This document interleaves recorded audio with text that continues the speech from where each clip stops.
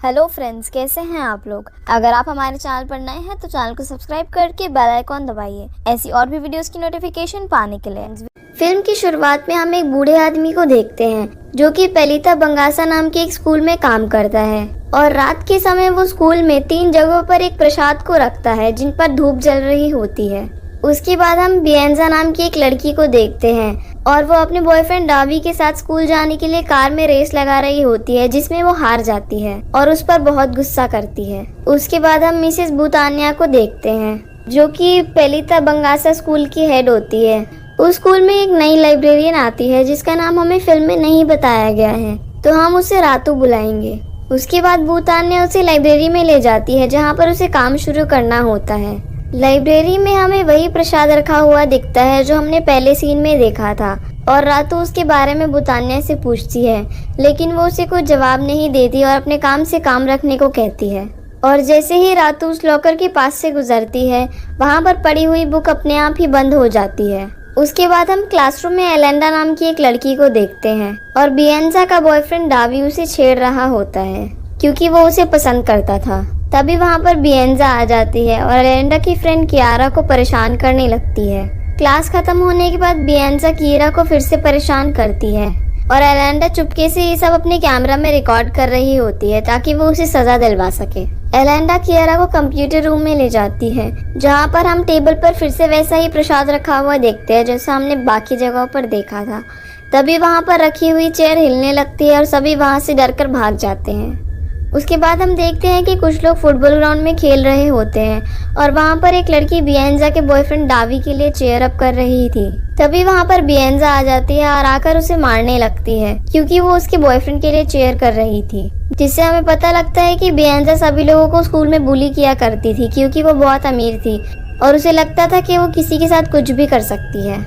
एलेंडा वहाँ पर पहुँच जाती है और उसकी इन हरकतों को कैमरा में रिकॉर्ड करने लगती है जिसे बियंजा देख लेती है और तभी एलेंडा वहाँ से भाग जाती है। उसके बाद हम एलेंडा की मॉम को देखते हैं जो कि उसकी डैड की एक वीडियो देखते हुए रोने लग जाती है क्योंकि उसके पिता के मरने के बाद एलेंडा ही उनका एक लौता सहारा थी। अगले दिन बुतानिया एलेंडा और रीजा को अपने ऑफिस में बुलाती है जहां हमें पता लगता है कि एलेंडा और रीजा स्कॉलरशिप से स्कूल में पढ़ रहे होते हैं क्योंकि वो देश का बेस्ट स्कूल होता है और उसकी फीस काफी ज्यादा होती है जिसे एलेंडा और रीजा के पेरेंट्स अफोर्ड नहीं कर सकते थे। और वो उन्हें बताती है कि इसके आगे भी उन्हें स्कॉलरशिप मिलेगी जो एलेंडा और रीजा में से किसी एक को मिल सकती है। बुतानिया से बात करने के बाद एलेंडा रीजा को कहती है कि वो स्कॉलरशिप उसे ही मिलनी चाहिए क्योंकि वो बहुत पढ़ाई करता है और हमेशा लाइब्रेरी में ही रहता है।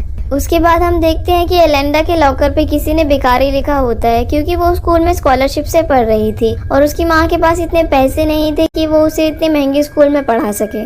ये सब देखकर एलेंडा को बहुत बुरा लगता है और उसके बाद रीजा लाइब्रेरी में चला जाता है। तभी वहाँ पर बियंजा आ जाती है और उससे उसका कैमरा छीन लेती है क्योंकि वो उसकी हरकतों को कैमरा में रिकॉर्ड कर रही थी। एलेंडा उसे वो कैमरा वापस देने के लिए कहती है क्योंकि वो उसके पिता की आखिरी निशानी थी, लेकिन बियंजा उसकी बात नहीं सुनती। तभी वहाँ पर डावी भी आ जाता है और उस कैमरा को ले लेता है और एलेंडा से कहता है कि अगर तुम्हें वापस चाहिए तो आज रात को मेरे घर में पार्टी है, वहाँ पर आना और वहाँ से इस कैमरा को ले जाना। उसके बाद वो लोग जब कंप्यूटर क्लासरूम में होते हैं तो उसके पास रखे हुए कंप्यूटर की स्क्रीन पर लिखा हुआ आता है कि वहाँ पर मत जाना और वहाँ रखे हुए एक चश्मे में उसे एक आत्मा दिखाई देती है जिसे देखकर वो डर जाती है और क्लासरूम से बाहर चली जाती है। रात में एलेंडा अपनी माँ से झूठ बोलकर डेवी की पार्टी में जाती है। जब वो वहाँ पहुँचती है तो डेवी और बियंजा उसे खूब सारी शराब पिला देते हैं जिसके बाद उससे कुछ भी होश नहीं होता कि वो क्या कर रही है और उसका दोस्त अर्कू उसे ये सब करने से मना करता है लेकिन वो नहीं रुका। उसके बाद डावी उसे एक रूम में ले जाता है और उसकी बेहोशी का फायदा उठाकर उसके साथ रेप करता है। अगली सुबह जब एलेंडा उठती है तो उसका सर बहुत दुख रहा होता है और उसे कुछ भी याद नहीं होता और कियारा भी उसके रूम में मौजूद होती है और उसे बताती है कि उसकी मॉम को इस सब के बारे में कुछ भी नहीं पता तो वो परेशान ना हो। जब वो स्कूल जाती है तो सब लोग उसका मजाक उड़ा रहे होते हैं और वो अपने फोन में एक वीडियो देखती है जिसमें वो शराब पीकर स्कूल के बारे में कई सारी बातें कह रही थी। उसके बाद बुतानिया वहाँ पर आ जाती है और उसे अपने कैबिन में ले जाती है और उसे कहती है कि उसने पूरे स्कूल का नाम बदनाम कर दिया और इस सब की की वजह से उसे स्कॉलरशिप से निकाला जा रहा है। जब एलेंडा अपनी सफाई में उससे कुछ कहने लगती है तो वो उसे कैबिन से बाहर जाने के लिए कहती है और उसकी बातों को नहीं सुनती। उसके बाद वो रिजा से मिलती है और वो कहता है कि वो उससे बहुत ही नाराज है, उसे ऐसा बिल्कुल भी नहीं करना चाहिए था। जिसे सुनकर एलेंडा बहुत रोने लगती है और कहती है कि वो दोनों बचपन से साथ है, फिर भी रिजा ने उसे समझने की कोशिश नहीं की और बताती है कि ये सब उसने जानबूझकर नहीं किया है। जिसके बाद वो रोते हुए वहाँ से चली जाती है और जब वो लाइब्रेरी में होती है तो डावी उसे एक वीडियो मैसेज भेजता है, जिससे उसे पता लग जाता है कि उस दिन डावी ने उसके नशे में होने का फायदा उठाया था। जिसे देखकर वो बिल्कुल टूट जाती है और रोने लगती है। उसके बाद उसके सर उसे काउंसलिंग के लिए बुलाते हैं और उसे कहते हैं कि उसकी वीडियो ने पूरे स्कूल का नाम बदनाम कर दिया है और उसे काफी बुरा भला कहते हैं, जिसकी वजह से एलेंडा वहाँ से रोते हुए बाहर चली जाती है। वो काफी दुखी होती है और उसे समझ नहीं आ रहा होता कि अब वो क्या करे। वहीं दूसरी तरफ जब उसकी मॉम कपड़े धोने के लिए उसके कपड़े निकालती है तो देखती है कि उन पर खून के दाग लगे हुए हैं और वो कपड़े फटे हुए हैं, जिसे देखकर वो समझ जाती है कि उसके साथ जरूर कुछ न कुछ बुरा हुआ है और वो एलेंडा को फोन लगाती है। एलेंडा अपनी मॉम का फोन उठाती है और उनसे सॉरी कहकर फोन काट देती है और वो इन सब हरकतों को बर्दाश्त नहीं कर पा रही होती, जिसके बाद वो सुसाइड कर लेती है। एलेंडा के फ्यूनरल के दिन सब लोग वहाँ पर आते हैं और बुतान्या एलेंडा की मॉम को ये सब पुलिस में रिपोर्ट करने के लिए मना करती है ताकि उनके स्कूल की बदनामी ना हो। सभी लोगों के जाने के बाद हम एलेंडा के ग्रेव पर 3 बच्चों की आत्माओं को बैठे हुए देखते हैं। अगले दिन मिसेस बुतान्या सभी स्टूडेंट्स की काउंसलिंग करती है और एलेंडा की मौत पर से ध्यान हटाकर पढ़ाई पर ध्यान लगाने के लिए कहती है, क्योंकि उनके एग्जाम्स नजदीक आ रहे होते हैं। जब रिजा लाइब्रेरी में होता है तो रातू उससे उस लॉकर के बारे में पूछती है जिसके अंदर चढ़ावा रखा हुआ होता है और वो हमेशा खुला रहता है। तो रिजा बताता है कि वो एक स्टूडेंट का था जो कि पढ़ने की बहुत कोशिश किया करता था और हमेशा लाइब्रेरी में बैठा रहता था, लेकिन सभी लोग उसे परेशान किया करते थे और उसे बहुत डांट पड़ती थी, जिसके बाद वो डिप्रेशन का शिकार हो गया और उसने पॉइजन पीकर सुसाइड कर लिया था। और वो कहता है कि वो बच्चा सिर्फ अकेला नहीं था, ऐसा कुछ और लोगों ने भी किया है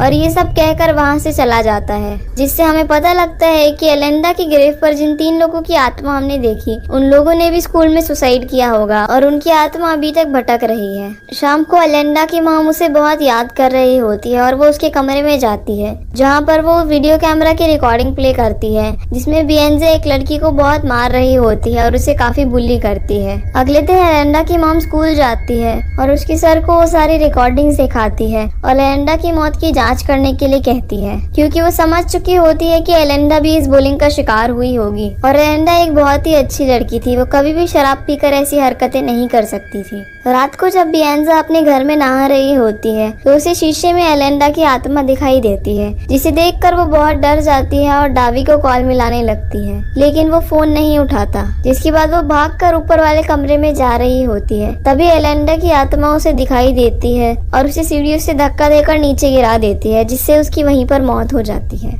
बियंजा के फ्यूनरल के बाद डावी को लगता है कि अगली बारी उसकी है और एलेंडा की आत्मा उसे आकर मार डालेगी। तो अर्को वहाँ आता है और उसे सलाह देता है कि उन्हें सबको बता देना चाहिए कि वो वीडियो उन लोगों ने ही बनाया था और इसमें एलेंडा की कोई गलती नहीं थी, जिससे डावी उसकी बात नहीं सुनता और कहता है कि स्कूल वाले उन्हें स्कूल से बाहर निकाल देंगे और वहाँ से चला जाता है। अगले दिन बुतान्या सभी लोगों की काउंसलिंग करती है और बताती है कि 2 हफ्तों बाद उन सभी बच्चों के एग्जाम है, इसीलिए वो अपनी पढ़ाई पर ध्यान दे। जब वो सभी लोग क्लासरूम में बैठे होते हैं तो उसे बहुत गिल्टी फील हो रहा होता है कि उसे एलेंडा के साथ ऐसा नहीं करना चाहिए था और उसे हर जगह एलेंडा की आत्मा दिखाई दे रही थी। जिसके बाद अर्को उन्हें कहता है कि उन्हें मिसेस बुतान्या से बात करनी चाहिए कि वो एलेंडा की आत्मा की शांति के लिए प्रार्थना करे ताकि उसकी आत्मा किसी भी बच्चे को आकर परेशान न करे। और रिजा के पिता को बुलाकर स्कूल में प्रेयर करवाई जाती है ताकि एलेंडा की आत्मा को शांति मिले और वो किसी को भी परेशान न करे। उसके बाद सब कुछ ठीक होने लगता है और एलेंडा की आत्मा किसी को दिखाई नहीं देती।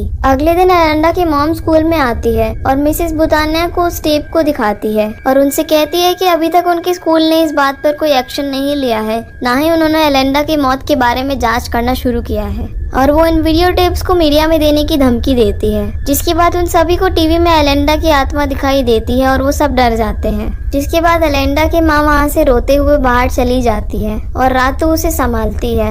एलेंडा की मॉम बताती है कि वो स्कूल से बुलिंग को खत्म करना चाहती थी, इसीलिए उसने ये सारे सबूत इकट्ठा किए, लेकिन आखिर में वही एक विक्टिम बन गई। उसने कई सारे टॉर्चर सहे जो कि उसने मुझे भी नहीं बताया और वो अकेले ही इन सबको सहती रही। उसे मेंटली और फिजिकली असॉल्ट किया गया। ये सब सुनकर रातू उसे कहती है कि वो एलेंडा की कोशिश को बेकार नहीं जाने देगी और इस सब में वो उसकी मदद करेगी। अब एग्जाम्स खत्म हो चुके हैं और डावी और अर्को एक साथ बैठकर शराब पी रहे होते हैं, जिसके बाद वो उसे कहता है कि रीजा ने अपने पिता के साथ मिलके एलेंडा की आत्मा की शांति के लिए प्रार्थना की, जिसके बाद उन्हें लगता है कि अब वो वापस नहीं आएगी। अर्को बहुत सारी शराब पी लेता है और टेबल पर ही सो जाता है। तभी एलेंडा डावी को पूल में धकेल देती है और उसे मारने की कोशिश करती है, लेकिन अर्को उठकर उसे बचा लेता है। कुछ दिनों बाद स्कूल के रिजल्ट अनाउंस होते हैं, जिसमें सभी बच्चे पास हो जाते हैं और रीजा को एक ट्रॉफी भी मिलती है क्योंकि उसने सबसे ज्यादा मार्क्स स्कोर किए होते हैं। और वो कहता है कि इस ट्रॉफी की असली हकदार एलेंडा है क्योंकि वो एक बहुत ही अच्छी स्टूडेंट थी। और वो कहता है कि वो अपनी माँ को हमेशा खुश देखना चाहती थी और स्कूल से बुलिंग को खत्म करना चाहती थी, लेकिन किसी ने भी उसका साथ नहीं दिया।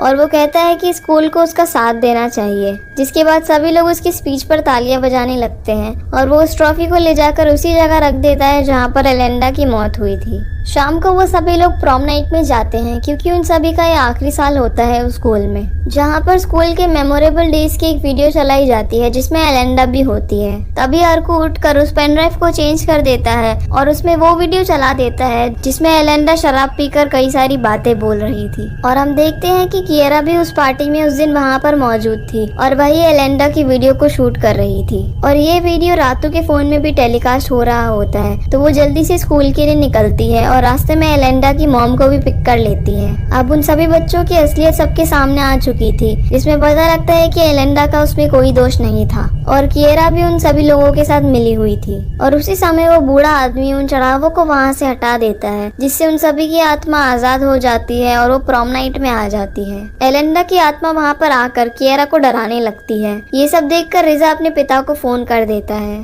और वहाँ पर आने के लिए कहता है ताकि वो प्रार्थना कर एलेंडा की आत्मा को वहाँ से भगा सके। तभी किएरा एलेंडा से माफी मांगने लगती है और कहती है कि वो उससे